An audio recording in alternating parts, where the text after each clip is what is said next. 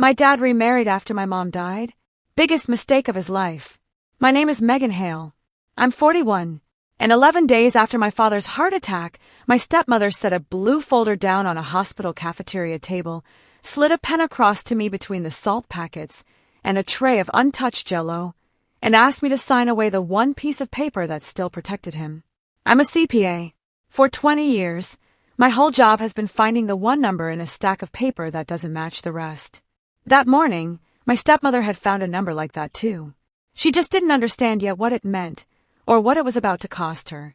She typed my full legal name into a legal document without asking me a single question first. 3 pages, a resignation, from a position in a trust my mother had written 6 years earlier, in the last months of her life, naming me to a role almost nobody in my family knew I held. And the strange, quiet thing, the thing that kept my hand still on that table instead of reaching for the pen, was that some part of me had been quietly expecting a version of this exact folder since almost the day they got married. I just hadn't known what color it would be, or whose hands would be holding it. If you've ever been the one in your family who quietly keeps everything from falling apart, stay with me, because that folder is about to cost my stepmother a great deal more than she has any idea yet. To understand why I didn't sign, you have to go back 6 years, to the spring my mother got sick, and a little further than that, to a kitchen table where I learned to read a balance sheet before I learned to read cursive. My parents ran a hardware store on Route 9 in Millbrook, a town of about 9,000 people in central Ohio, the kind of place where the bank teller knows your dog's name.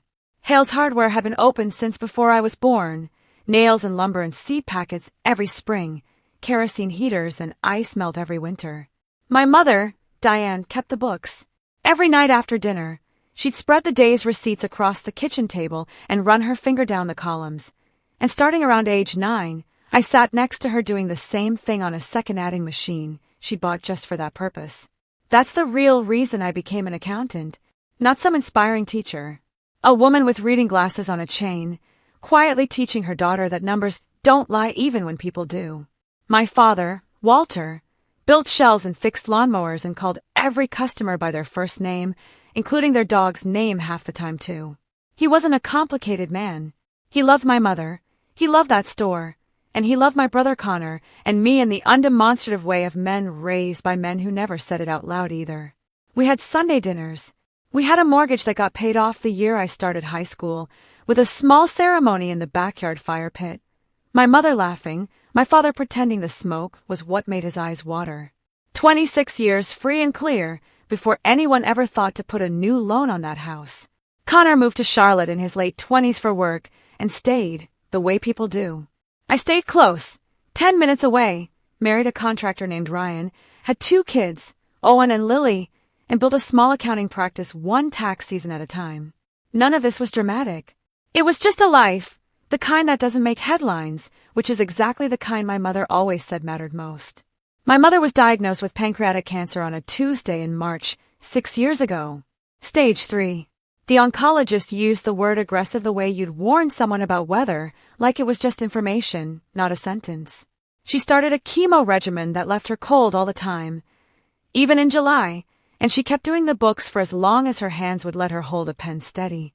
Somewhere in those 7 months, my mother did something I didn't fully understand until much later. She started meeting privately with a lawyer named Howard Mercer, a quiet man with an office above the pharmacy who'd handled small estates in Millbrook for 30 years. I drove her to 2 of those appointments and waited in the car, assuming it was a will. It wasn't just a will. She set up something called the Diane R. Hale Family Trust and put the house into it. My father would stay there his whole life. Nobody was taking that from him, but the trust named him trustee with one condition attached. He couldn't sell the house, mortgage it, or refinance it without a co-signature from a successor co-trustee. That co-trustee was me. I didn't ask for that, and I actually pushed back on it. The one time my mother brought it up directly, sitting in a hospital recliner with a blanket over her knees the same color as the one she used to fold on our porch swing. I told her it felt unfair to Connor, and worse, it felt like she was handing me power over Dad, like I didn't trust him. She took my hand. Her grip was already weaker than it used to be, but her voice wasn't. "This has nothing to do with trusting your father," she said. "I trust your father with my whole life. This is about the fact that I won't be here to see who comes next." I told her nobody was coming next, that Dad would never. She just looked at me, patient, the way she used to look at a column that hadn't added up yet. Howard's seen it 100 times in 30 years, she said. A husband loses his wife, and somewhere between year 1 and year 3, he remarries, and the new wife is lovely. I'm sure she'll be lovely, and none of that has anything to do with whether your father's first 35 years of work end up belonging to somebody who was a stranger 5 years before. I'm not protecting this house from your father, Megan. I'm protecting it from arithmetic. That same week, she also signed paperwork transferring a 15% ownership stake in Hales Hardware, LLC, into my name. Howard called it part of an ordinary succession plan, the kind small business owners use for tax reasons all the time. My mother called it something simpler. You already do that store's books for free, every December, she told me. I'm just making it official that some of it is yours. I felt almost embarrassed by all of it, like I was being handed a kind of authority I hadn't earned and didn't especially want. I nearly told Howard I'd rather not be on either document. I'm glad now that I never said it out loud in a way that would have changed anything, because my mother had already decided, and she always finished what she started, right down to the last week, when she made me promise, not cry, not perform a deathbed scene, just promise, the way she'd asked me to confirm a column total, that I would never apologize for being the one who showed up. She died that October, on a Thursday, my father holding one hand and me holding the other, Connor stuck on a delayed flight somewhere over Tennessee. I still have a letter she wrote me near the end, the handwriting getting smaller and tighter as the months went on. I don't read the whole thing out loud to people, even now. But there's one line I think about more than almost anything else anyone has ever said to me. She wrote, "I'm not worried about who loves your father the loudest after I'm gone. I'm worried about who's still showing up once it stops being interesting. That's always been you. Don't ever let anyone make you small for it." I folded the letter back up, put both documents in a drawer, and didn't think about any of it again for almost a year. There was no one to protect the house from yet.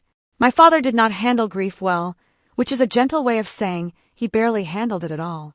4 months, he opened the store because the store didn't know how to stay closed, and he came home every night to a house where my mother's reading glasses still sat on the kitchen table exactly where she'd left them. I stopped by most evenings. Some nights he talked. Most nights, he just sat with the television on low, not really watching it.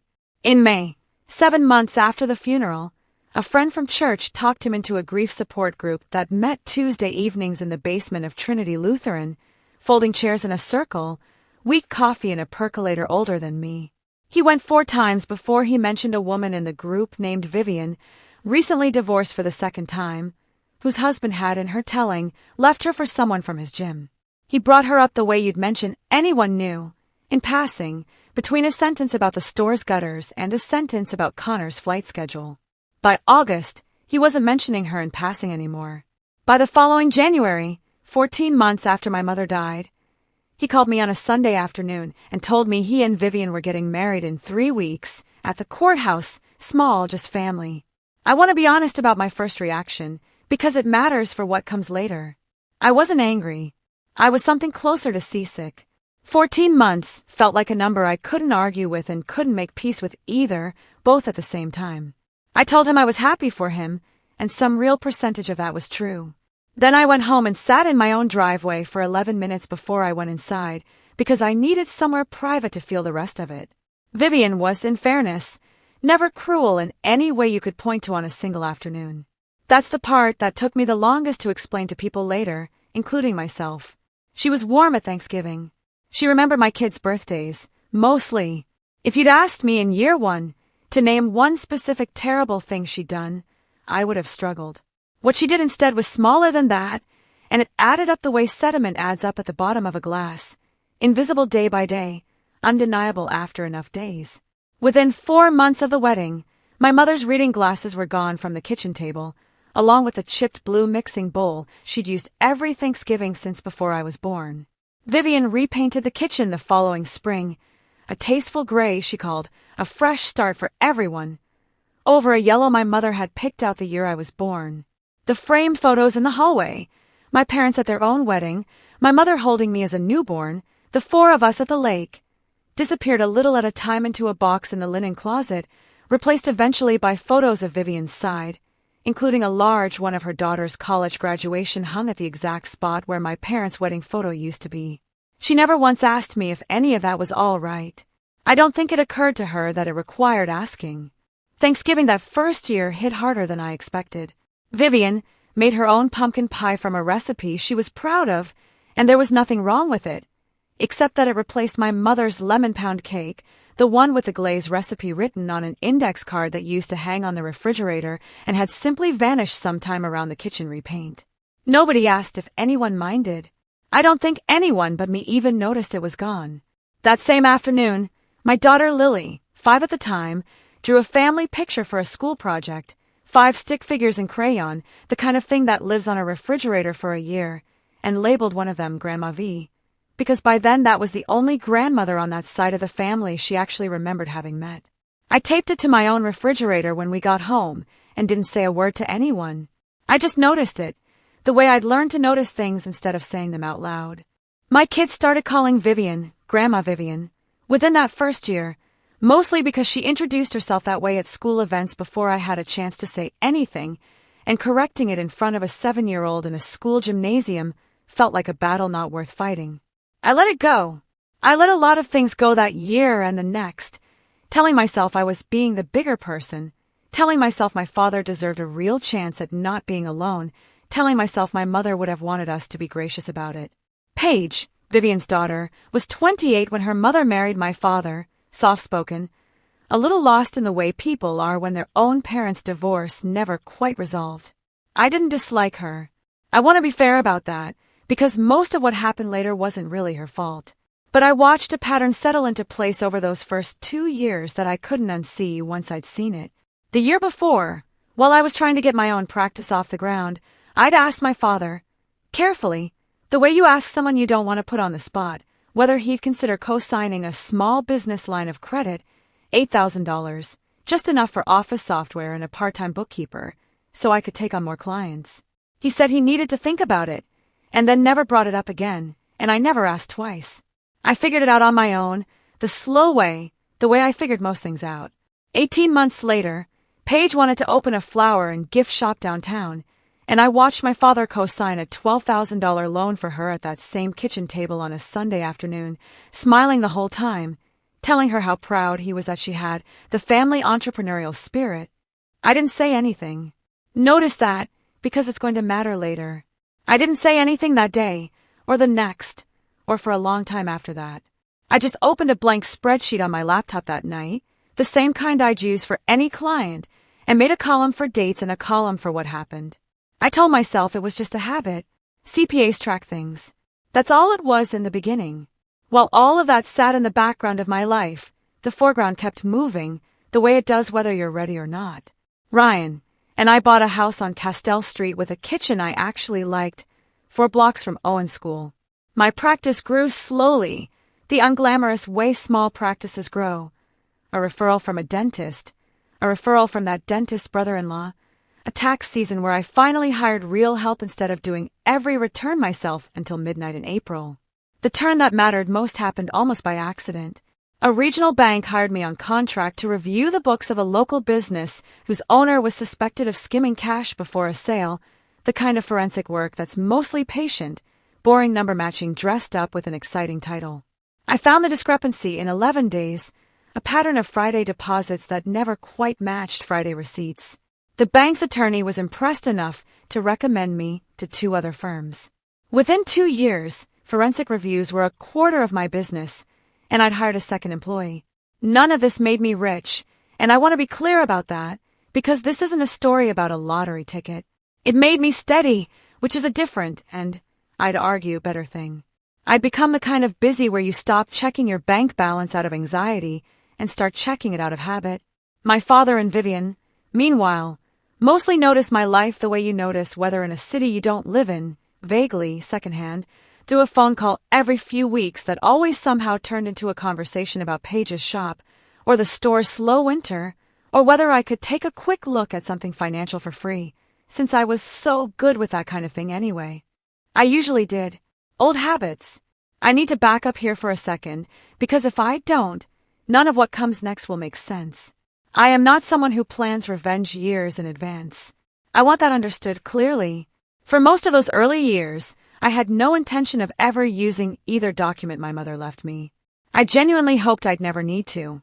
That changed, a little, about 3 years into the marriage, on a Tuesday afternoon when I stopped by the house to drop off a tool Ryan had borrowed and heard Vivian's voice through the screen door before I'd even knocked, mid-conversation on speakerphone with Paige. I wasn't trying to listen. I just hadn't knocked yet. Once your stepfather signs the refinance, the shop expansion is basically funded, Vivian was saying. I told him it's just freeing up equity that's sitting there doing nothing. 60, maybe 70,000. He doesn't need to know the whole plan yet, just the part about helping you. I stood on that porch for what was probably 10 seconds and felt considerably longer, doing math automatically, the way I do math on everything. $70,000 of equity pulled from a house that had been paid off for 26 years, for a shop expansion nobody had mentioned to me, justified to my father in pieces small enough that he'd never see the whole shape of it. I knocked. Vivian answered, pleasant as ever, and I handed over the tool and said almost nothing, and drove home with both hands tight on the wheel the whole way. I didn't do anything that day. I want to be honest about that too. I went home, opened my spreadsheet, added a row, and closed the laptop. Some part of me, even then, kept hoping someday would stay theoretical, the way most family threats do. It came to something 9 months later. My father mentioned, almost as a throwaway line over Sunday dinner, that he and Vivian had started some paperwork at the bank, just to simplify some things. I asked, careful and casual, what kind of paperwork? He said something vague about freeing up a little equity, nothing major, and changed the subject to the Buckeyes. What I learned afterward, mostly from Howard Mercer and a loan officer named Renee Castillo, was that the application hit a snag almost immediately. The title search on the house, standard procedure for any refinance, turned up the recorded trust with its requirement of a co-trustee's signature for any transfer or encumbrance. Renee called my father to explain it. My father, by his own account later, didn't fully understand what she meant and told her to sort it out with Vivian. Vivian did not call me to sort it out. Vivian went looking for answers in my father's home office, in the filing cabinet where he kept insurance papers and old tax returns, and she found a copy of the trust herself. I don't know exactly what she felt, reading my name typed into a document that controlled a house she'd been redecorating for 3 years. I only know what she did next, which was nothing, for almost 2 months. She didn't mention it to me. She didn't mention it, as far as I can tell, to my father either, not directly. She just waited, the way you wait when you're rebuilding a plan instead of abandoning one. The heart attack happened on a Tuesday in late January at the store, around 4 p.m. My father was restocking a shelf of ice melt when a customer found him sitting on the floor of the aisle, gray-faced, telling her he just needed a minute. The ambulance got him to Millbrook Regional in 19 minutes. They placed a stent 2 hours later. The cardiologist used a phrase I've turned over in my head 100 times since. Stress doesn't cause a blockage that's already there. It just decides which Tuesday it shows up. I don't know exactly how much of that particular Tuesday belonged to a refinance application stuck in underwriting, and how much belonged to a wife quietly furious about a name she'd never expected to find on a legal document. I'll never know that, and I've made peace with not knowing it. I only know my father was 68 years old, lying in a hospital bed with a tube in his arm, and the first thing Vivian said to me in the waiting room, before she asked how he was doing, was, "We need to talk about something when he's stable." If you've made it this far and you already know exactly the family member I'm describing, the one who gets called when something breaks and forgotten the rest of the time, comment below and let me know, and subscribe if you want to see exactly what was in that folder, because we're about to get there. 11 days later, in that cafeteria, I finally understood what she'd meant. The folder, the pen, my name already filled in. I just need your signature here, so we can stop all this back and forth and focus on your dad, she said, and I noticed, even in that moment, that she said focus on your dad instead of pay his medical bills, which would have been the honest version. I did the math out loud, calmly, the way I do it for any client. Dad's insurance covers 80% after the deductible, I said. The stent and the 3-day stay come to around $14,000 out of pocket based on what the hospital quoted this morning. That's not a number that requires refinancing a paid-off house, Vivian. What does this actually pay for? Her face did something complicated, somewhere between offended and recalculating. "It's about simplifying things for your father," she said. "You're the one choosing to make this difficult." I left the pen on the table. "I'm not signing anything in a cafeteria 11 days after a heart attack," I told her. "If there's a real conversation to have, we'll have it when he's home and everyone's actually thinking clearly." I didn't raise my voice. I'd learned a long time ago, mostly from a decade of clients crying in my office over IRS letters, that calm is the only volume that actually gets heard in a room like that. I drove home and sat at my own kitchen table, the way I used to sit at my mother's, and opened the spreadsheet again. This time I didn't just add a row. I called Howard Mercer first thing the next morning. Howard's office hadn't changed in the 6 years since he drafted my mother's trust. Same brown carpet, same law school diploma a little crooked on the wall, same percolator smell that made me think, every time, of folding chairs in a basement I'd never actually visited. He pulled the file without me having to explain much, the way people do when they've been half expecting your call.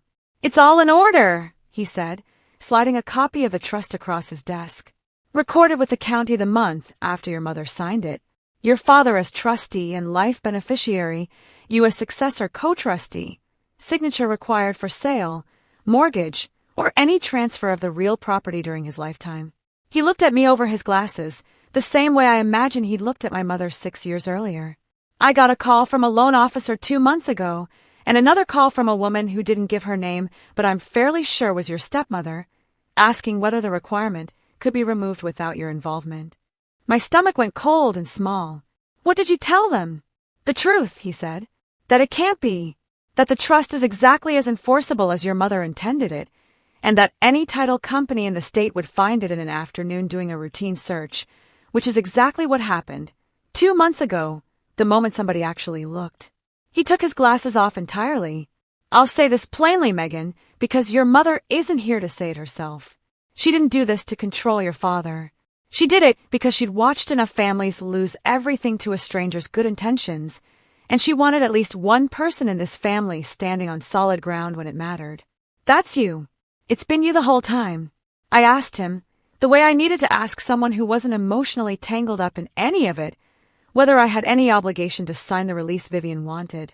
He shook his head once, definitively. "Not unless you choose to. It's yours to hold or release.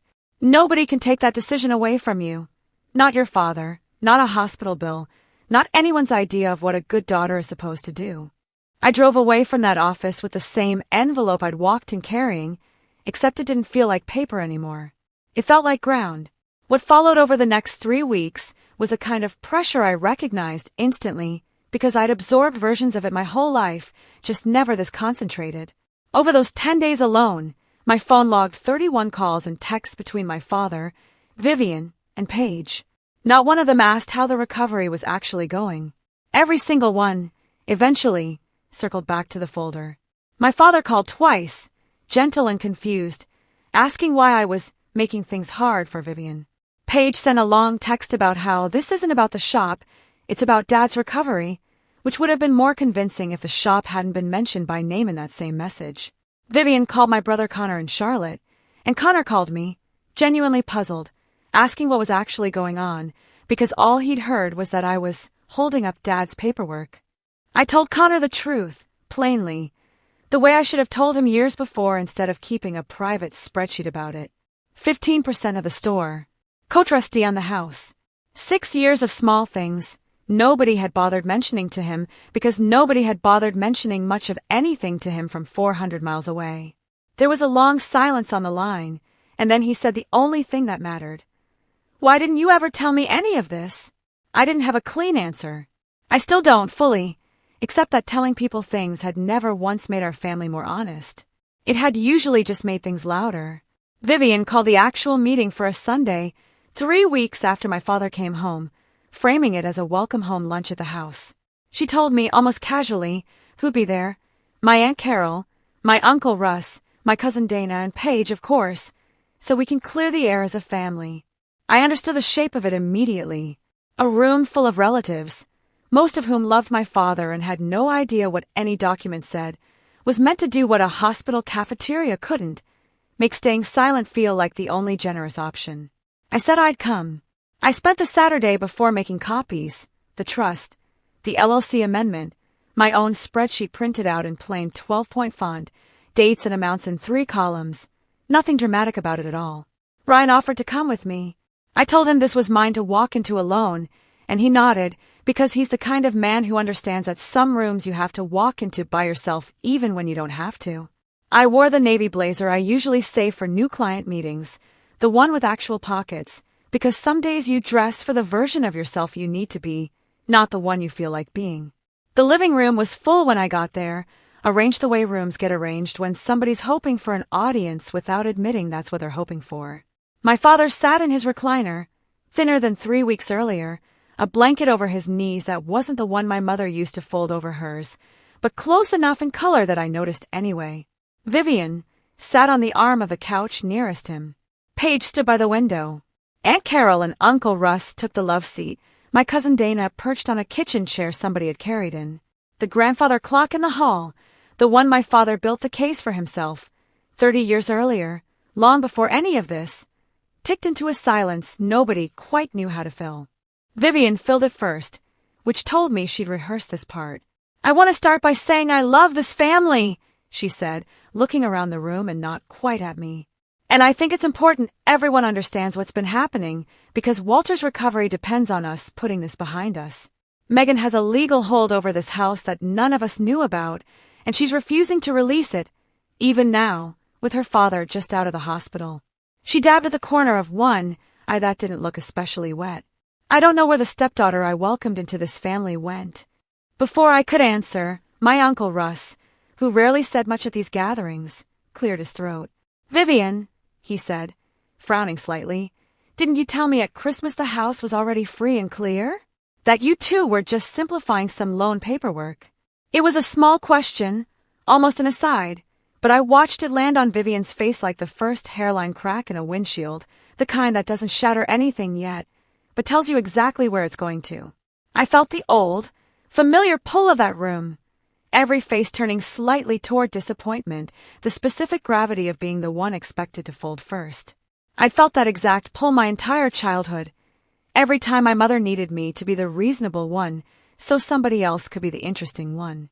I stood by the doorway one more second, then walked to the coffee table and set my folder down, unhurried, the way you set down something you've already decided not to be ashamed of. "You're right that it's important everyone understands," I said. "So let me say the rest of it." I laid out the trust first, my mother's signature next to Howard's notary stamp, the line about co-trustee authority. 6 years ago, my mother set this up, not to control Dad, to make sure nobody, and she said this almost word for word, nobody who came after her could move faster than the people who actually loved him. I watched Vivian's face do the same recalculating thing it had done in the cafeteria. She wasn't talking about you specifically, Vivian. She didn't know you yet. She was talking about arithmetic. Most surviving spouses remarry within a few years, statistically, and a lot of those families lose what the first 30 years built. She wasn't wrong to plan for it. She just never got to see who it would actually turn out to be. I set the LLC amendment beside it. 15% of Hale's hardware has been mine since I was 32. Not a gift from Dad. A transfer from Mom, the same week she set up the trust, because I'd been doing the store's books since I was 9 years old and she thought that should count for something on paper, not just at a kitchen table. I looked at my father, not unkindly. Any sale, transfer, or restructuring of that business needs my signature too. Renee at the bank could have told anyone that 2 months ago, if anyone had asked me directly instead of going through a filing cabinet. The room had gone quiet in a different register now. Aunt Carol's hand had drifted up over her mouth. Uncle Russ was watching Vivian, and not in the way he had been 5 minutes earlier. Vivian's voice, when it came back, had lost the eye-dabbing softness entirely. "So this is about money," she said. "After everything we've done for you. After everything I've done for this family," I said, keeping my voice level, the way I'd kept it for 100 clients who'd wanted me to feel small for telling them the truth about their own numbers. Yes, I'd protected from being refinanced in pieces small enough that Dad never saw the whole shape of it. I'd protected from being signed away in a hospital cafeteria 11 days after a heart attack before he was even strong enough to ask the right questions. "You had no right to keep this a secret," Vivian said. "I didn't keep it secret from anyone who asked," I said. I kept it quiet. There's a difference. Howard's had this file for 6 years. The county's had it recorded for 6 years. Any title company would have found it in an afternoon, which is exactly what happened. 2 months ago, the moment somebody actually looked. Nobody spoke for a few seconds. The clock ticked. Then Connor, who'd flown in that morning and hadn't said a word until then, looked at me from across the room with an expression I hadn't seen on his face since we were kids. "Wait," he said quietly. "You're a co-trustee on the house? You own part of a store. Since when?" 6 years, I said. "I would have told you sooner if I'd thought it would change anything." "It would have changed how I understood literally everything for the last 3 years," he said. And he wasn't looking at me when he said it. He was looking at Vivian. My cousin Dana, who'd barely spoken since arriving, said the next part quietly enough that it almost got lost under the clock. "She's the one who actually saved this place. Twice, apparently. And she's the one nobody bothered to tell anything." It landed exactly the way you'd expect a sentence like that to land in a room that had spent the last hour hearing the opposite story. Vivian's certainty, the thing that had carried her through every repainted kitchen and every quietly boxed-up photograph for 3 years, finally had nowhere left to stand. Paige, by the window, looked at her mother, then at the floor, and said nothing at all, which told me she already understood more than she wanted to. I didn't gloat. Nothing in me wanted to stand in that room and watch anyone lose. I'd spent 3 weeks bracing for a fight, and what I actually felt once it was over was mostly just tired, the specific tired that comes after holding something heavy for longer than you should have. Before I left, my father caught my arm at the door, his grip weaker than it used to be, but still trying. "Stay a minute," he said, and the rest of the room understood enough to give us the minute. We sat at the kitchen table, the same table, different glasses on it now, my mother's long gone from wherever they used to sit, and he didn't say anything for a while. Then he said the most honest thing he'd said to me in 3 years. "I knew there was something with the trust," he said. "Not the details, not really, but I knew your mother had done something with you and Howard before she died, and some part of me always understood it was about exactly this kind of day. I let myself forget it, because remembering it meant admitting I'd married someone fast enough that my own first family needed protecting from the second one." His voice cracked on the word fast. "That's on me, Megan. Not Vivian, not you. Marrying her the way I did. 14 months, no time for any of us to catch our breath, least of all me. That's the biggest mistake I've made since your mother died. And I let it cost you. 3 years of it. I'm sorry. I felt my eyes sting, which doesn't happen to me often. Why didn't you ever say anything, Dad? About any of it? The photos, the kids calling her grandma, the loan for Paige." He looked down at his own hands. "Because every time I thought about saying something, I thought about how quiet this house got after your mother died, and how much less quiet it got after Vivian moved in. And I was scared that saying anything honest would make it go quiet again. That's not a good reason. It's just the real one. I didn't tell him it was fine, because it wasn't, and he wasn't asking me to pretend it was. I told him I loved him, and that I wasn't trying to take anything from him, only to stop something from being taken without him fully understanding it." He nodded, slow, the same nod I'd remember more than almost anything else from that entire year. "Here's what actually happened in the months afterward. I didn't take the house, and I didn't take the store. I never wanted either one. What I asked for, the following week, sitting in Howard's office with my father, Connor on speakerphone from Charlotte, and at my father's own insistence, Vivian present too, was simpler than anyone expected. An independent appraisal of the house, a real accounting of the store's finances, the kind I'd have done for any client, with every number visible to everyone instead of explained only to whoever happened to be in the room. A formal, written plan for the business's future that didn't depend on anyone forgetting what anyone else owned. Paige's loan stayed exactly what it had always technically been, a loan, with a real repayment schedule, instead of the soft, undocumented gift everyone had quietly been treating it as. The refinance Vivian wanted never went through, not because I refused outright, but because once the real numbers sat on the table, even my father agreed there wasn't a responsible reason to put a new loan on a paid-off house to fund a shop expansion the shop's own revenue, 18 months in, couldn't yet support. Vivian moved out 6 weeks later. Nobody made her.